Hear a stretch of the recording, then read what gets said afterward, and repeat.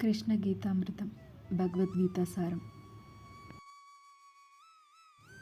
భవాన్ భీష్మస్య కర్ణశ్చ కృపశ్చ సమితజ్ఞయః అశ్వత్థామ వికర్ణశ్చ సౌమదత్తి తదైవ చ. అర్థం: దుర్యోధనుడు తన గురువు ద్రోణాచార్యుడికి చెబుతున్నాడు, గురుదేవ, మీరు, భీష్ముడు, కర్ణుడు, యుద్ధ విజేత అయిన కృపాచార్యుడు, అశ్వత్థామ, వికర్ణుడు మరియు సోమదత్తుని కుమారుడైన భూరిశ్రవుడు ఇలాంటి మహావీరులందరూ మా వైపే ఉన్నారు.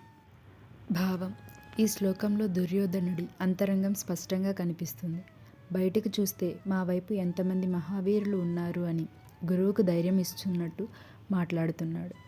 లోతులో చూస్తే తన మనసులో భయం ఉంది. అందుకే పెద్ద పెద్ద యోధుల పేర్లు లెక్కపెట్టి తన సైన్యం బలంగా ఉందని తానే తనకు ధైర్యం చెప్పుకుంటున్నాడు. మరో ముఖ్యమైన భావం: దుర్యోధనుడి శక్తి మీద గర్వం చూపిస్తున్నాడు, కానీ ధర్మం ఎవరితో ఉందో చెప్పడం లేదు. ఇదే గీత బోధనకి పునాది. బలం కాదు, ధర్మమే చివరకు గెలుస్తుంది. ఇది భగవద్గీత మొదటి అధ్యాయంలో 8వ శ్లోకం. మరో శ్లోకంతో రేపు కలుద్దాం. హరే కృష్ణ.